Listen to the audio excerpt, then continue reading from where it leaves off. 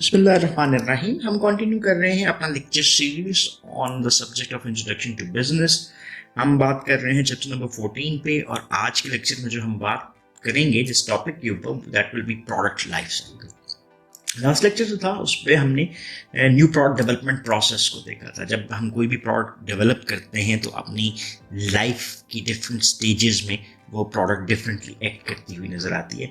सो इसी हवाले से हम अभी अंडरस्टैंड करते हैं कि what is the life cycle of a product. Theoretically अगर हम इसकी बात करें तो what is a product life cycle, this is a theoretical model of what happens to sales and profits for a product class over time. The four stages of the cycle are introduction, growth, maturity and decline. जब कोई भी product हम introduce करते हैं तो वो introduce होती है, वो ग्रोथ में जाती है, मैच्योरिटी में पहुंचती है और डिक्लाइन की तरफ जाती है। तो इसको अगर हम कहना चाहें तो this is the voyage of a product from birth till the death of a product. तो क्या प्रोडक्ट अपनी लाइफ की ऑल स्टेजेस पे सिमिलरली बिहेव करती हुई नजर आती है? The answer simply comes no. और इसी कॉन्टेक्स्ट में अगर हम बात करें तो हमने यही अंडरस्टैंड करना है कि एक प्रोडक्ट अपनी लाइफ साइकिल में किन डिफरेंट स्टेजेस से गुजरती है और किस तरह से बिहेव करती हुई नजर आती है। सो जब भी कोई प्रोडक्ट अपनी डेवलपमेंट की स्टेज से निकलती है और मार्केट में आती है, डेवलप कर ली गई, टेस्ट भी होगी, मार्केट में कमर्शलाइज होगी, so it may pass through different stages, और उसको हमें प्रोडक्ट लाइफ साइकिल का 4 स्टेजेस हमें नजर आती हैं किसी भी प्रोडक्ट की लाइफ साइकिल में। Introduction, that is growth, maturity and decline.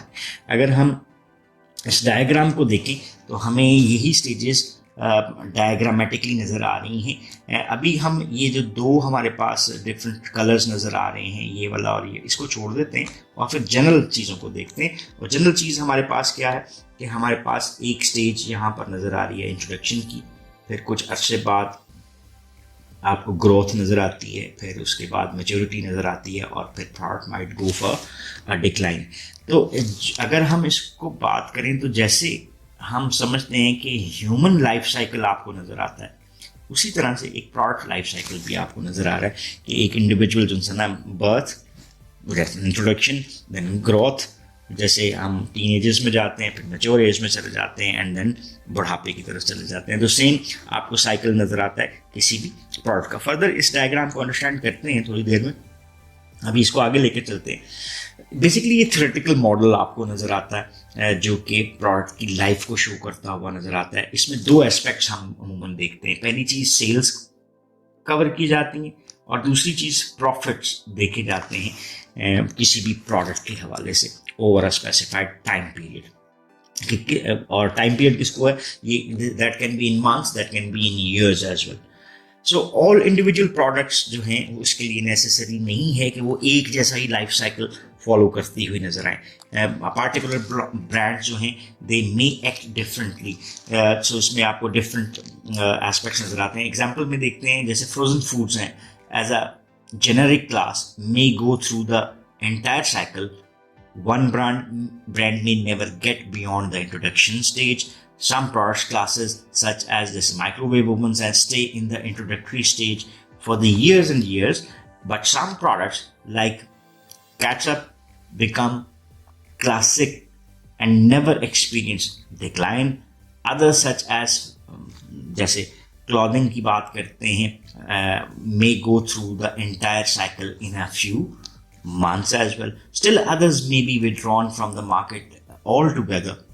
So as a whole अगर हम बात करें तो product life cycle may provide some basis for anticipating future market development and for planning marketing strategies. तो बुनियादी तौर पे हम इसी मकसद के लिए इसको स्टडी भी करते हैं कि हम फ्यूचर एस्पेक्ट्स को कवर कर सकें कि हमने मार्केट्स को किस तरह से डेवलप करना है एंटिसिपेटेडली डिफरेंट प्रोडक्ट्स के लिए, और what are the different marketing strategies जो कि इस लाइफ साइकिल के साथ हमें मॉडिफाई करनी पड़ती हैं।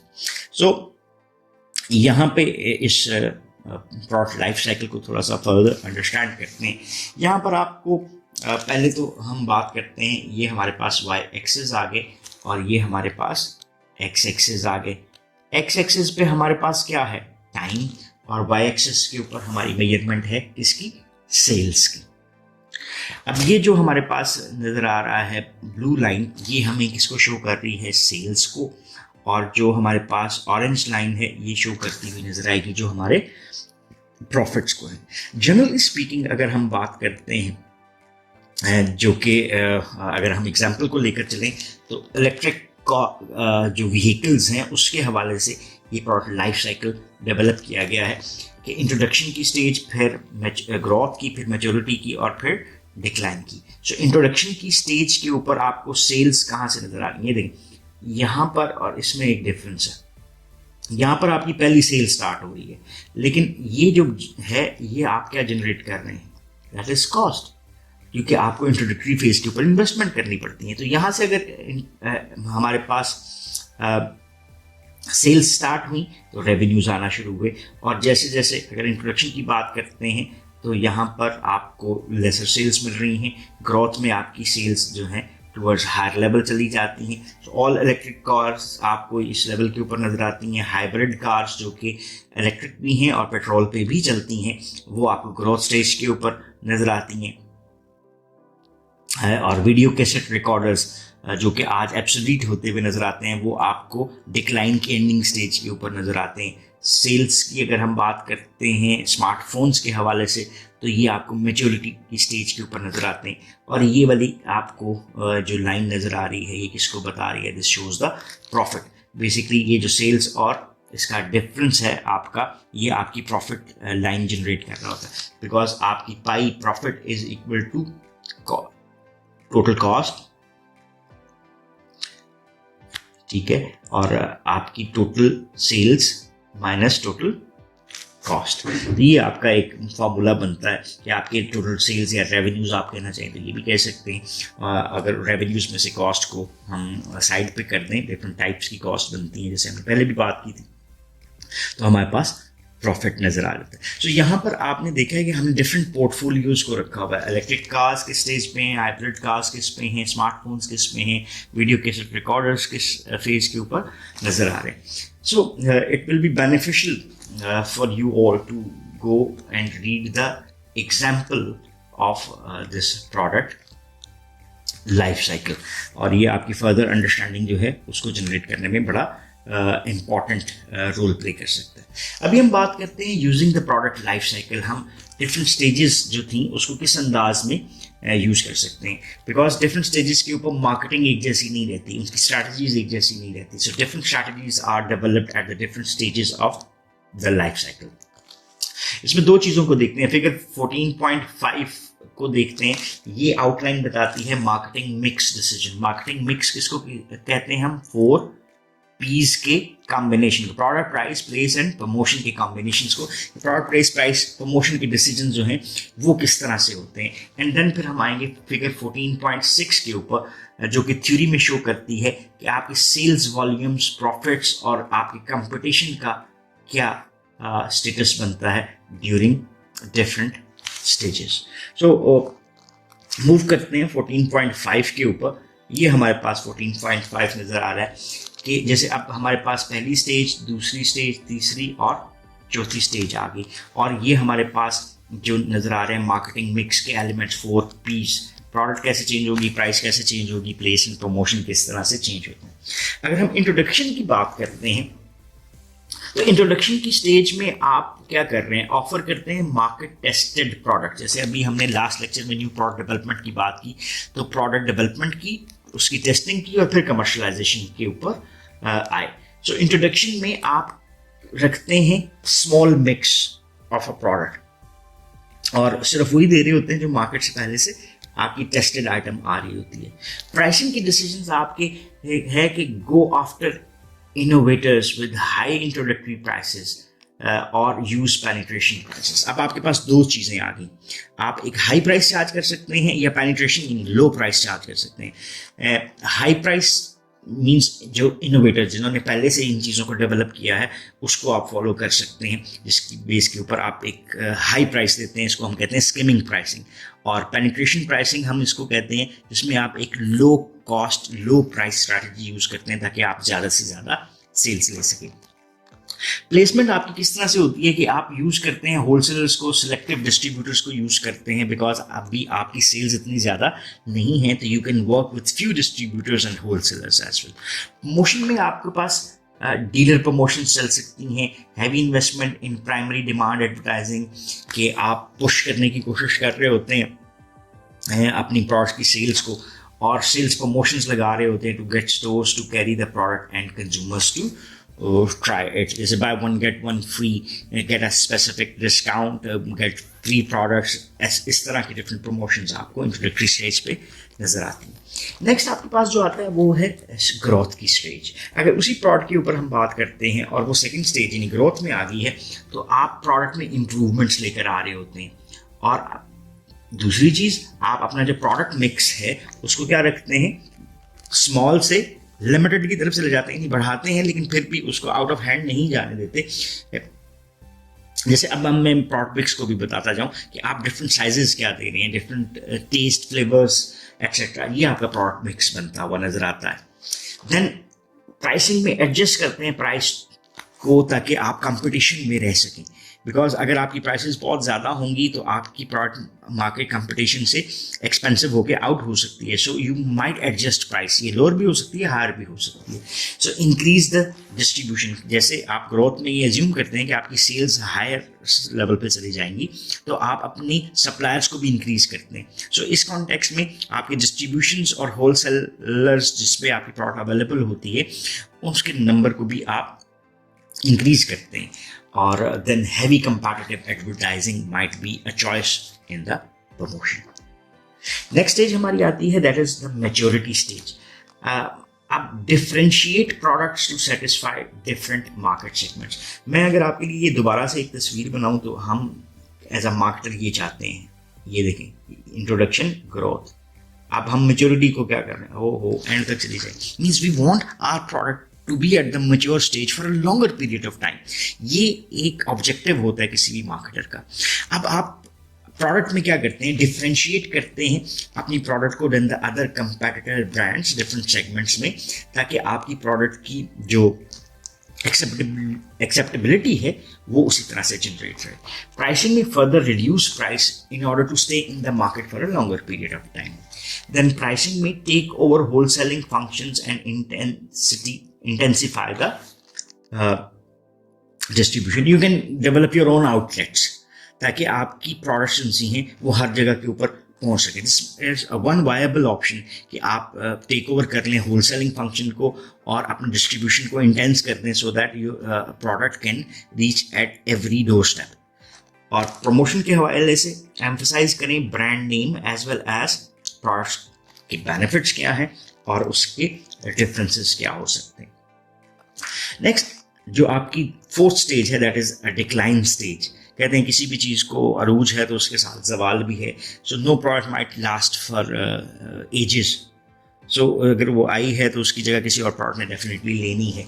डिक्लाइन में आप प्रोडक्ट मिक्स को कट कर देते हैं, यानी अगर हमने कहा कि हमारे पास ये ABCDE और F प्रोडक्ट मिक्स हैं, तो E और F तो इतना अच्छा सेल नहीं होते, लेकिन ये अभी भी प्रॉफिटेबल है, तो मैं E और F को कट डाउन कर देता हूँ और अपनी रिस्ट्रिक्शन रख लेता हूँ A, B, C और D की तरफ। That is the cutting the product mix.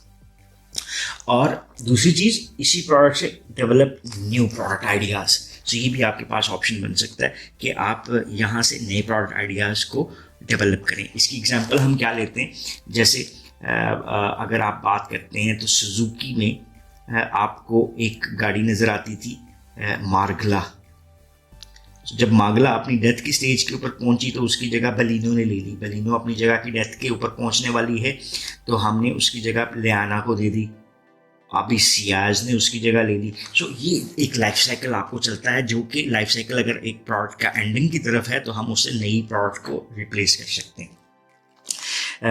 Consider price increase, because आप क्या कर सकते हैं, प्राइसेस को इंक्रीज कर सकते हैं ताकि आपकी प्रॉफिटेबिलिटी ज़्यादा हो। लॉयल कस्टमर्स की बेस के ऊपर आप इसको एज अ स्टेप ले सकते हैं।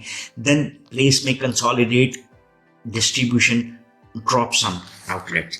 अब क्या आपकी जो डिक्लाइन की स्टेज है तो आपको अपनी कॉस्ट को रिड्यूस करना है, तो आप डिस्ट्रीब्यूशंस को रिड्यूस कर सकते हैं ताकि आपके एक्सपेंसेस निस्बतन कम हो जाएं, बिकॉज आपकी प्रोडक्ट की नीड इन द मार्केट भी अब रिड्यूस हो रही है। So reduce advertising to only loyal customers. तो एडवर्टाइजिंग या प्रमोशनल पैटर्न्स जो हैं उसको भी आप मॉडिफाई कर सकते हैं ताकि आप लॉयल कस्टमर्स जिनसे हैं उनको बरकरार रख सकें। So that was all about sample strategies followed during the product life cycle. अब फिगर चलते हैं 14.6 के ऊपर कि how sales profits and competition vary over the product life cycle। ये मैं ऊपर वाला जो ऑलमोस्ट पोर्शन है वो भी आपके साथ रख रहा हूँ। इंट्रोडक्शन में आपको जनरली क्या नजर आ रहा है? लो सेल्स नजर आ रही हैं। अगर सेल्स लो हैं तो प्रॉफिट्स भी लोअर होंगे, लॉसेस में आका, तो ये एक पॉसिबिलिटी है। और कंपेटिटर्स यहाँ पर फ्यू होते हैं, बिकॉज आपने नई चीज़ बनाई है तो अभी ज़्यादा लोग वो नहीं बना पाए, so there might be few competitors. Growth की स्टेज में रैपिडली राइजिंग सेल्स आपको मिलती हैं, प्रॉफिट्स भी आपके निस्बतन काफ़ी ज़्यादा हो जाते हैं, और competitors are grown in numbers, because बहुत सारे और लोग भी समझते हैं कि इस प्रोडक्ट को अगर हम भी इंट्रोड्यूस करवाते हैं, इसका मी टू अगर बना कर लेकर आते हैं तो we might having a share in the market. So आपको growing number of competitors growth की स्टेज के ऊपर नजर आते हैं। देन मैच्योरिटी में आपकी सेल्स भी मैच्योर हो चुकी होती हैं, आपके प्रॉफिट्स डिक्लाइन करते हुए आपको नजर आ रहे होते हैं, और stable number then declining means growth अब इतनी ज़्यादा नहीं है, तो attraction of the new competitors कम होगी, इसलिए कंपेटिटर्स स्टेबल हो गए।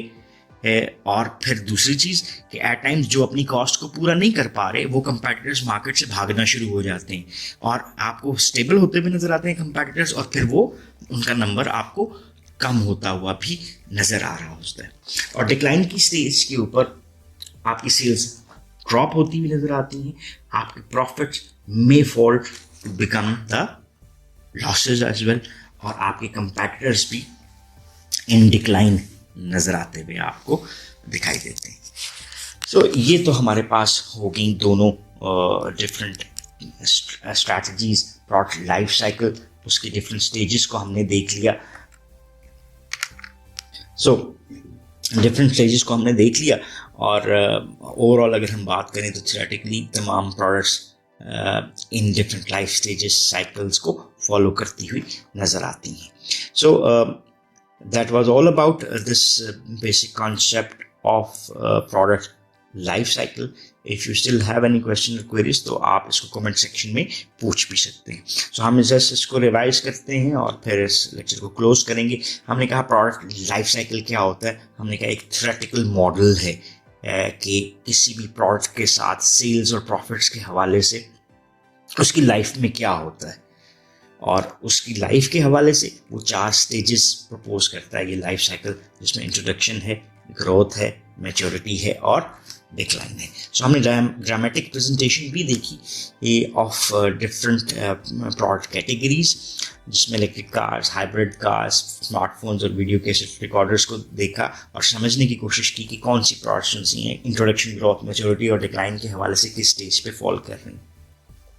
देन हमने देखा कि प्रोडक्ट लाइफ साइकिल को किस तरह से यूज़ किया जा सकता है, उसमें हमने अंडरस्टैंड किया कि different product life cycle stages different marketing mix elements लेकर आती हैं, उसमें प्रोडक्ट की स्ट्रैटेजीज फ़र्क होती हैं, प्राइसिंग की स्ट्रैटेजीज आपकी डिफर कर सकती हैं, और आपकी प्रमोशनल स्ट्रैटेजीज भी एक दूसरे से आपको मॉडिफाइड फॉर्म में नज़र आती हैं। और इन द एंड हमने सेल्स, प्रॉफिट्स और कंपटीशन के हवाले से भी देखने की कोशिश की कि इस कंपटीशन में लाइफ साइकिल में क्या स्ट्रैटेजीज जो हैं वो फॉलो की जा सकती हैं। So once again thanking you for watching this lecture. If you still have any questions or queries that you can ask. So once again, thanking you. Have a nice time. Allah Hafiz.